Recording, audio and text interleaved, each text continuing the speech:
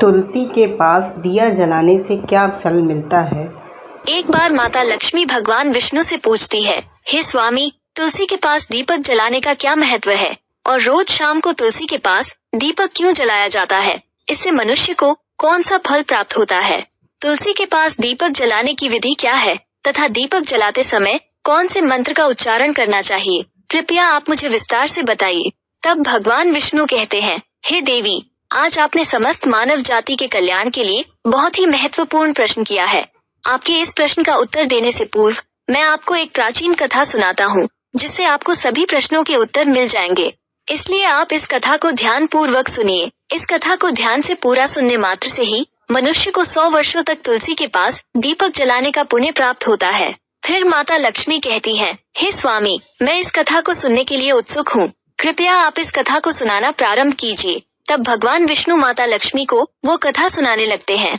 हे देवी, पूर्व काल की बात है। दक्षिण दिशा में तुंगभद्रा नाम की एक बहुत बड़ी नदी है। इस नदी के किनारे पर हरिहरपुर नाम का एक अत्यंत सुंदर नगर बसा हुआ था। उसी नगर में काशी नाम के एक ब्राह्मण निवास करते थे। वे अत्यंत गुणवान, चरित्रवान, धर्म कार्य करने वाले तथा वेदों के मार्ग पर चलने वाले थे। उन्होंने समस्त शास्त्र का अध्ययन किया हुआ था।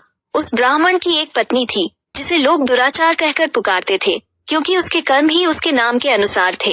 वो सदैव ही अपने पति को अपमानित करती थी। वह अपने पति के लिए कुवाच्य कहती थी, पति को भयंकर दुख देती थी, पति के लिए कभी भोजन नहीं बनाती थी। उसने अपने पति के साथ कभी शयन नहीं किया, कभी उसके साथ प्रेम से व्यवहार नहीं किया। पति के मित्र, परिवार के लोग घर पर आते तो वो स्त्री उनको अपमानित करके भगा दिया करती थी और स्वयं काम भाव से उन्मत्त होकर निरंतर अन्य व्याभिचारिणी स्त्रियों के साथ घूमा करती थी। उसका मन पति को छोड़कर पराये पुरुषों में लगा रहता था। उसने कभी अपने पति से प्रेम से बात नहीं की, किंतु पराये पुरुषों के संग बैठकर बातें करती थी। पराये पुरुषों को मोहित करने के लिए सज धज कर गाँव में घूमने जाया करती थी। कभी वह वन में किसी वृक्ष के नीचे खड़ी रहकर सुंदर पुरुषों की राह देखने लगती और किसी दुष्ट पुरुष को मोहित करके उसके संग भोग विलास किया करती थी। फिर एक दिन वो दुराचारिणी स्त्री वन में जाकर एक वृक्ष के नीचे खड़ी हो गई। उसका चित्त काम से भरा हुआ था। वो किसी सुंदर कामी पुरुष की राह देख रही थी, किंतु बहुत समय निकलने के बाद भी उस स्थान पर कोई पुरुष नहीं आया। इसलिए वो अत्यंत दुखी हो गई और प्रियतम की खोज में इधर उधर देखने लगी। उस दिन उसका सारा परिश्रम व्यर्थ हो गया। वहाँ पर खड़ी होकर वो नाना प्रकार की बातें कहकर विलाप करने लगी। हाय हाय, आज तो इस मार्ग से कोई भी सुंदर पुरुष नहीं आया। अब मैं कैसे अपने काम वासना को शांत करूं?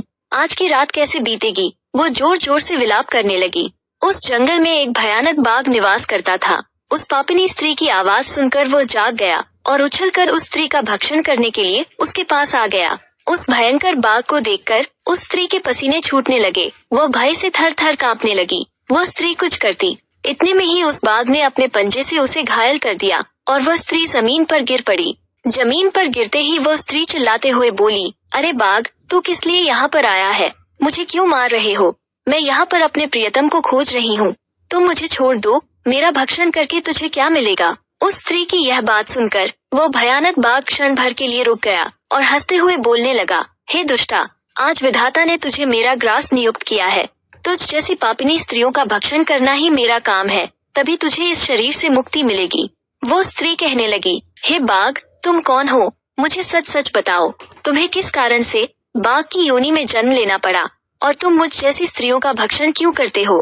पहले मुझे सारी बात बताओ और फिर मेरा भक्षण करो। फिर बाघ कहने लगता है, हे पापिनी, मैं तुझे मेरे पूर्व जन्म का वृतांत सुनाता हूँ, किस कारण से मुझे बाघ बनना पड़ा। पूर्व काल में दक्षिण देश में एक नदी थी। उस नदी के तट पर एक नगरी बसी हुई थी। उस नगरी में मैं निवास करता था। मैं एक ब्राह्मण का पुत्र था और नदी किनारे बैठकर यज्ञ आदि कार्य किया करता था।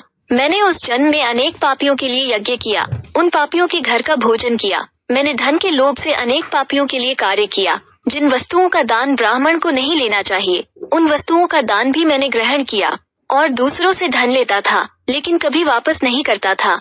इस प्रकार से पाप करते हुए मुझे बहुत साल बीत गए और मैं बूढ़ा हो गया। मेरे बाल सफेद हो गए, आंखें सूज गई, मुंह के सारे दांत गिर गए, लेकिन फिर भी मेरी दान लेने की आदत नहीं छूटी और मैं पाप करता गया। फिर एक दिन मैं धन के लोभ से नदी किनारे गया और अन्य धूर्त ब्राह्मणों के साथ मिलकर हमने लोगों को ठगा।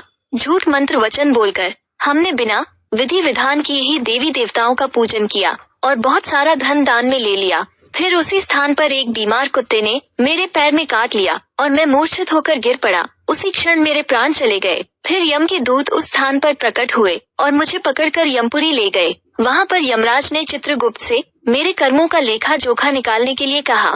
फिर चित्रगुप्त कहने लगे, हे धर्मराज, इस ब्राह्मण ने घोर पाप किए हैं।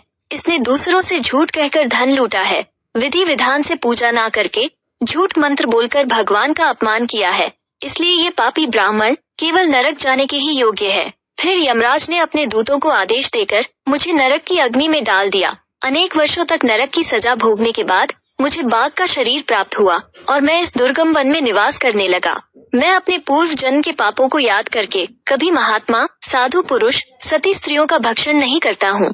मैं केवल पापी, दुराचारी तथा कुलटा स्त्रियों का ही भक्षण करता हूँ, ताकि मुझे पाप से मुक्ति मिल जाए। इस प्रकार से उस बाघ ने अपने पूर्व जन्म का वृतांत सुना दिया और उस स्त्री से कहने लगा, हे पापिनी, तेरे आचरण से तू कुलटा दिखाई पड़ती है। अपने पति को छोड़कर तू इस वन में अन्य पुरुष के साथ भोग विलास करने के लिए आई है, इसलिए आज तू मेरा ग्रास अवश्य बनेगी। इतना कहकर उस बाघ ने अपने तीक्ष्ण नाखून से उस पापी स्त्री के टुकड़े टुकड़े करके उसे खा लिया। फिर उस स्थान पर यम के दूत प्रकट हुए और उस पापिनी स्त्री को उठाकर यमपुरी ले गए। वहाँ पर उसे यमराज के सामने खड़ा किया गया। फिर चित्रगुप्त ने उस स्त्री का लेखा जोखा निकालते हुए यमराज से कहने लगे, हे धर्मराज, ये स्त्री तो अत्यंत पापिनी है। इसने घोर पाप किए हैं। इसने व्यभिचार किया है। इसने अपने पति की कभी सेवा नहीं की। अपने पति को भूलकर पराये पुरुषों के संग भोग विलास किया करती थी। उसके पाप को सुनकर यमराज ने उस स्त्री को अग्नि से भरे हुए कुंडों में डालने का आदेश दिया। अनेक वर्षों तक उसे उस कुंड में पकाया गया। फिर उसे निकालकर दूसरे नरक में डाल दिया गया। इस प्रकार से उसे अनेक वर्षों तक अलग अलग नरकों में डाला गया और नरकों में डालने के बाद वो महापापी स्त्री पुनः पृथ्वी लोक पर आकर चांडाल के रूप में उत्पन्न हुई।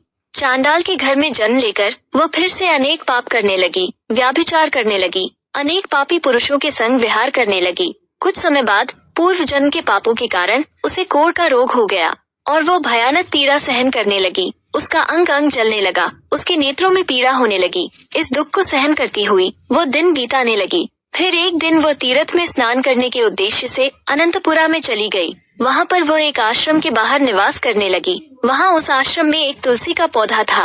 अन्य स्त्रियों को वहाँ पर तुलसी के पास दीपक जलाते हुए देखकर उस पापी स्त्री ने भी वही किया। उसने तुलसी के पौधे के पास एक दीपक जला दिया। फिर उसी रात हृदयघात से उसकी मृत्यु हो गई और यमराज के दूत उसे ले जाने के लिए वहाँ पर प्रकट हुए। जैसे ही यम के दूत उस पापी स्त्री को पाश में बांधकर ले जाने लगे, तभी भगवान विष्णु के दो पार्षद उस स्थान पर प्रकट हुए और उन्होंने उन दोनों को रोक लिया और कहने लगे, हे दूतों, इस स्त्री को तुम छोड़ दो। ये स्त्री नरक जाने के योग्य नहीं है। तुम किसके आदेश से ऐसा अधर्म कर रहे हो? फिर यम के दूत कहने लगे, हे पार्षदों, हम यमराज के आदेश से इस पापी स्त्री को उठाकर ले जा रहे हैं, किंतु आप हमें किस कारण से रोक रहे हैं?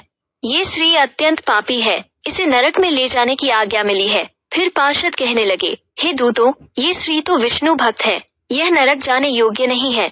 इसने शाम को तुलसी के पास दीपक जलाया है, इसी कारण से इसके समस्त पाप नष्ट हो गए हैं, इसलिए अब यह नरक जाने के योग्य नहीं है। ये स्वर्ग जाने की अधिकारी बन चुकी है। पार्षदों की बात सुनकर यमदूतों ने उस स्त्री को उस स्थान पर छोड़ दिया और यमलोक लौट गए। वहां जाकर उन्होंने यमराज को सारा वृतांत सुना दिया। फिर भगवान विष्णु के पार्षद उस स्त्री को दिव्य विमान में बिठाकर स्वर्ग लोक ले गए। भगवान विष्णु कहते हैं, हे देवी, इस प्रकार से तुलसी के पास केवल दीपक जलाने मात्र से ही मनुष्य के सभी पाप नष्ट हो जाते हैं। जो स्त्री नित्य शाम को तुलसी के पास दीपक जलाती है, वो सौभाग्यशाली बनती है। उसके पूर्व जन्मों के सभी पाप नष्ट हो जाते हैं। उसे सुख समृद्धि की प्राप्ति होती है। रोज तुलसी के पास दीपक जलाते समय इस मंत्र का उच्चारण करना चाहिए। ओम तुलसी देव्यै च विद्महे विष्णु प्रियाय च धीमहि तन्नो वृंदा प्रचोदयात्, जिसका अर्थ होता है, विष्णु प्रिय तुलसी, मैं आपको नमन करती हूँ, आप मुझे उच्च बुद्धि दो। हे वृंदा, आप मेरे मन को रोशन करो। भगवान विष्णु कहते हैं, हे देवी, हजारों अमृत के घड़ों से नहलाने पर भी श्री हरि विष्णु को उतनी तृप्ति नहीं होती जितनी वे मनुष्यों के द्वारा तुलसी का एक पत्ता चढ़ाने से प्राप्त करते हैं। 10,000 गौ दान से मानव जो फल प्राप्त करता है, वही फल तुलसी पत्र के दान से पा लेता है। जो मृत्यु के समय अपने मुख में तुलसी पत्र का जल पा जाता है, वो संपूर्ण पापों से मुक्त होकर भगवान श्री हरि विष्णु के धाम जाता है। हिंदू धर्म में तुलसी के पौधे का महत्व सबसे अधिक है। इसकी सबसे पहले पूजा भगवान विष्णु ने की थी। भगवान विष्णु कहते हैं, जिस प्रकार से देवी लक्ष्मी से वैकुंठ को ऐश्वर्य प्राप्त है, उसी प्रकार से वैकुंठ में तुलसी के कारण ही पवित्रता प्राप्त है। पृथ्वी लोक पर जिस स्थान पर भी तुलसी का पौधा होगा, उस स्थान पर कभी बुराई का वास नहीं होगा। ऐसा स्थान सबसे अधिक पवित्र होगा। इसी कारण से हमें हमारे घर में तुलसी का पौधा अवश्य लगाना चाहिए। इस प्रकार से भगवान विष्णु ने तुलसी के पास दिया जलाने का महत्व बताया। वीडियो अच्छी लगी चैनल को सब्सक्राइब जरूर करें। धन्यवाद।